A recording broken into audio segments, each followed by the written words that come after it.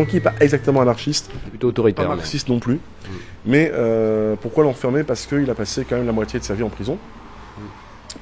Il est né ici, hein. Il est né à Puget-Théniers. Il a fait ses études au lycée Masséna. D'ailleurs, c'est la première fois qu'il est allé en prison, c'est lorsque la police du royaume de Sardaigne l'a mis en prison. Alors lui, c'était l'action directe, c'est boum boum, on met des barricades, on fait la révolution. Il n'a rien construit finalement. Mais c'est intéressant de voir que, tout à l'heure je parlais du socialisme, on va appeler les socialismes, c'est pluriel. De l'anarchisme, du marxisme, du blanquisme, etc. Il y a différentes formes de socialisme. Il y avait les utopistes. C'est assez pluriel et c'est très intéressant justement de voir ce qui est vu au XIXe siècle. Et quelque part, avec l'échec retentissant de l'Union soviétique. J'ai pas vu. Oui, bah. Parce en gros, le stalinisme a mis une chape de plomb sur tous les mouvements contestataires. Trotsky, du coup, après avoir réprimé l'anarchisme, s'est trouvé lui-même à devoir se faire réprimer. Il a compris pas mal de choses à un certain moment. Mais le problème, c'est que toutes les révolutions qui ont eu lieu au XXe siècle, elles étaient dans le paradigme du stalinisme. Avec en plus des dérives plus graves encore comme le maoïsme. On voit, je pense, depuis 25 ans, un renouveau, je dirais, des mouvements anarchistes. Pour les jeunes générations, il y a plus ce paradigme du socialisme réel, et donc prétendument réel, et il y a la possibilité d'inventer autre chose. Mais ça va prendre du temps maintenant.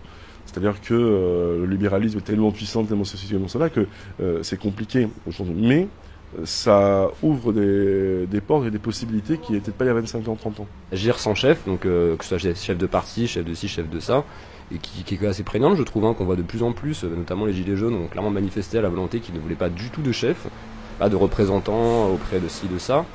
Et c'est une porte ouverte au final à pas mal d'autres formes d'organisation citoyenne, et c'est riche au final ce qui s'ouvre devant nous, quoi. Et ça c'est extrêmement important, je pense, dans les mouvements d'extrême gauche, de ne plus avoir, qu'ils soient, quelle que soit leur obédience, marxiste ou libertaire, de ne plus avoir des gens qui sont là ad vitam aeternam. C'est-à-dire que tu es là pour un temps, et à un moment donné tu laisses la place après, quoi. Et puis tu as un travail, et puis à un moment donné, parce que comment tu peux parler de ce que vivent les gens au quotidien si toi toi-même tu le vis pas? La pensée de Bookchin, depuis sa mort en 2006, c'est vrai que, notamment avec l'aide du Rojava qui a beaucoup fait pour la promotion de cette pensée, c'est qu'il y a quand même vraiment un intérêt massif pour la pensée d'un auteur qui toute sa vie, c'était quand même assez marginal. Hein. Oui. Bah oui, mais je pense que c'est vraiment dû justement à l'effondrement du stalinisme qui s'effondre au fur et à mesure.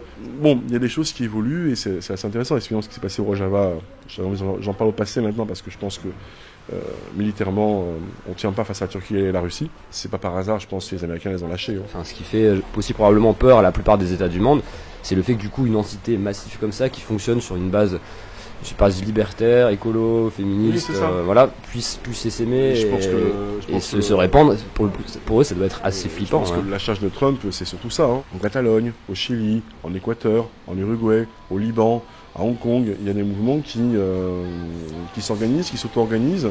J'ai envie de dire que la lutte des classes est toujours là. Et il y a une guerre mondiale actuellement que le libéralisme mène contre les classes populaires. Et là, on voit que ces classes populaires sont en train de se révolter un peu partout dans le monde. Et c'est extrêmement intéressant. Nous avons signé la Convention de Genève.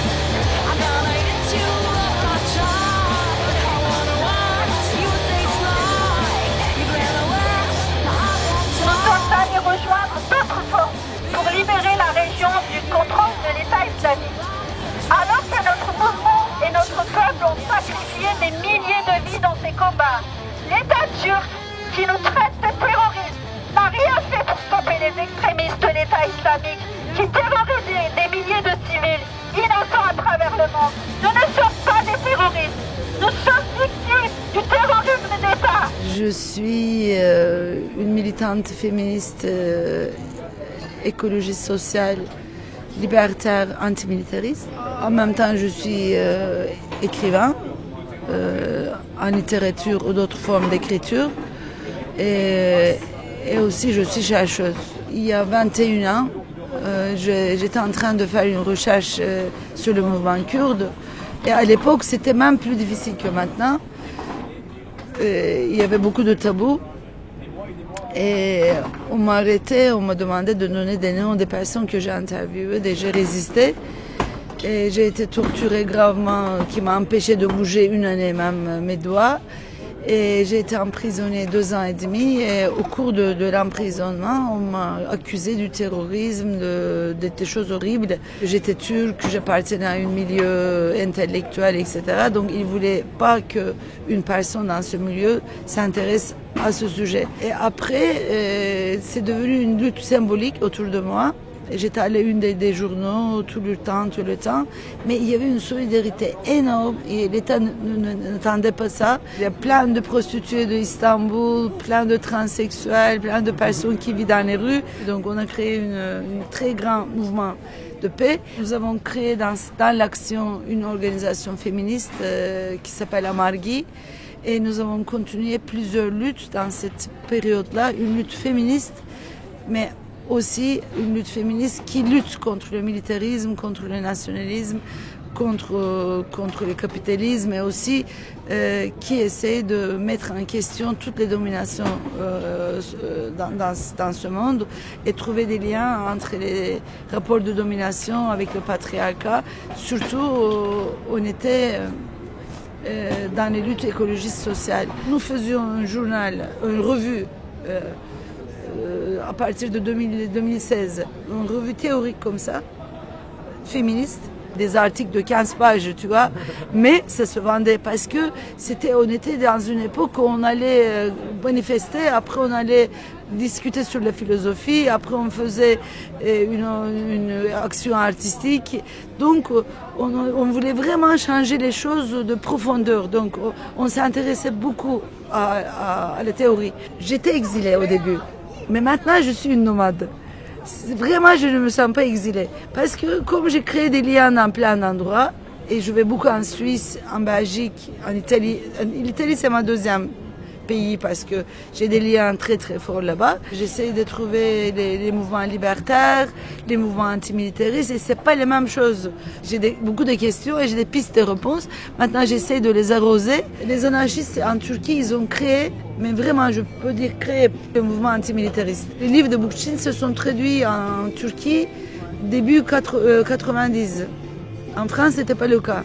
Ils mettaient le social, les dimensions sociales dans les questions écologiques. Ça nous a beaucoup servi pour nos analyses. Parce que tu commences à voir qu'on ne peut pas seulement changer les choses de haut vers le bas, parce que pour créer une société écologiste, il faut qu'on s'organise. Solution politique pour les Kurdistan et on viendra les passer, et viendra les passer, Erdogan, assassin. Je vais prendre des images à la con pour un reportage, des images de passage de route, ce sera juste des plans de coupe.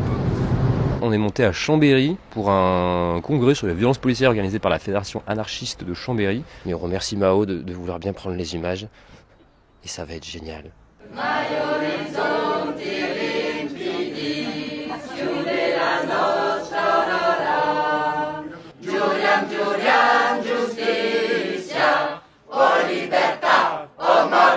Et l'État, lui, sur la répression, il a 10 ans d'avance sur nous et nous on est toujours à la traîne et on réagit toujours au coup à coup. Il y a tel contrôle, il y a tel garde à vue, il y a tel... Et on n'arrive pas à prendre un peu les devants là-dessus parce que voilà, c'est du réactionnel. Et effectivement, comme ça vient d'être dit là à l'instant, et tu as raison, c'est qu'en fait ça nous dévie de notre objet politique de pourquoi on était là. Un temps fou pour organiser des concerts, choper de la thune, etc., trouver des avocats, enfin bref, c'est insupportable, mais en tout cas, leur stratégie, elle est très efficace. L'idée là, c'est qu'on soit constitué en avance et qu'on ne soit pas sur du réactionnel. Moi, j'ai toujours été sur le terrain à faire des actions et tout ça, parce que j'ai été élevée justement, tous les gens en costume, il fallait que je les admire, quoi.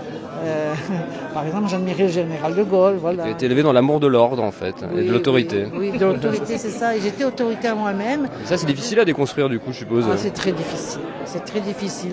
Mais là, je crois quand même y être presque arrivé, quand même. Parce que c'est important pour un militant, du coup, d'arriver à identifier le fond autoritaire qu'on a tous en nous, hein, et d'arriver à le déconstruire patiemment, ou même le fond social qui en nous voudrait qu'on tente de prendre le pouvoir sur les autres. Alors, j'ai beaucoup travaillé. Alors ça, c'est vrai que le pouvoir...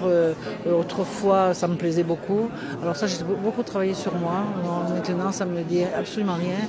Et puis, d'être mise en avant, toi, comme ça m'arrive, là, c'est dur à accepter parce que je me suis déconstruite de tout ça. Quand on est dans l'autoritarisme, on impose. Alors que moi, je suis maintenant pour discuter avec les gens, essayer de se rassembler, mais de construire une pensée commune.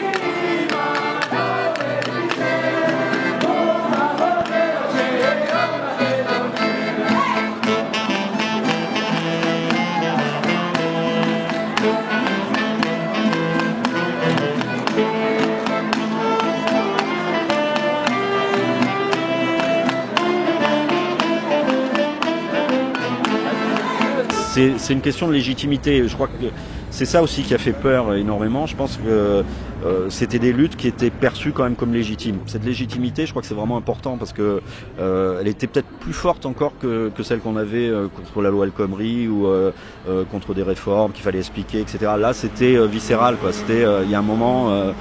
Il y a basta, quoi. C'est pas facile à maîtriser et donc effectivement il y a une répression. Bon, ça je pense que c'est pas la peine de s'étaler beaucoup dessus. Elle a été féroce et à tous les niveaux. L'appel de Saint-Nazaire, pour moi, il était clairement anticapitaliste, il était clairement contre toutes les formes de discrimination, agir au plus vite compte tenu de l'urgence environnementale, écologique et climatique. Ça a été voté, ça a été amendé plein de fois. On a vraiment travaillé.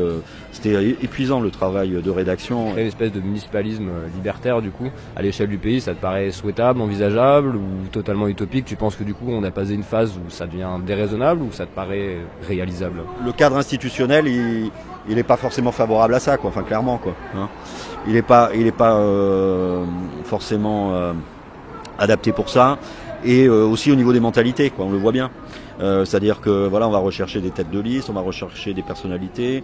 Donc moi je pense que ça reste ouvert. Je pense que c'est un très bon outil, évidemment. Cet échelon-là, on peut l'appeler de nos voeux, on peut l'espérer, on peut voir qu'il est essentiel. Maintenant, il est où le manuel pour le constituer? Enfin, je veux dire, on peut piocher effectivement. Je pense que c'est super important d'avoir des références, d'aller lire des penseurs, etc. Mais après, tu fais quoi par rapport à des gens qui ont pris l'habitude de la remise de soi, d'avoir des représentants, de glisser un bulletin dans les urnes à chaque échéance. Dans les grandes villes comme Nice, on le voit bien. Enfin, je veux dire, c'est un effet du marché immobilier, quoi. Enfin, il y a des effets là aussi de domination économique, sociale, culturelle, qui font que va me chercher des endroits libres où on peut développer des alternatives, quoi. Bon, il y en a quelques-uns heureusement, mais ils sont pas si nombreux que ça, quoi. Il y a quand même des urgences aujourd'hui et face à ces urgences, il y a un moment donné, il faut qu'on arrive à passer la vitesse supérieure, quoi. Je considère que les classes sociales existent toujours et ô combien dans notre société et qu'elles sont en lutte aussi, évidemment. Pour arriver à une société sans classe, justement, il faut déjà quand même s'affronter à une réalité qui est éminemment classiste et qui fonctionne selon des schémas classistes. On ne peut pas oublier de toute façon qu'en dernier ressort, le pouvoir repose sur la violence, quoi. Et encore une fois, la violence systémique, elle est monstrueuse, quoi.